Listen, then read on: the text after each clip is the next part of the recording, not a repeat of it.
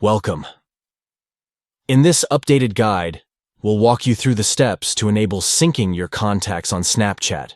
Follow these simple instructions to effortlessly sync your contacts with Snapchat. To begin, open the Snapchat app on your device. Once the app is open, tap on your profile icon located at the top left corner of the screen. This will lead you to your profile settings within the app.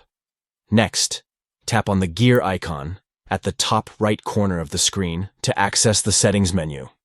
Scroll down through the settings options until you find Contacts Syncing under the Account Settings section. Tap on Contacts Syncing to enter this section.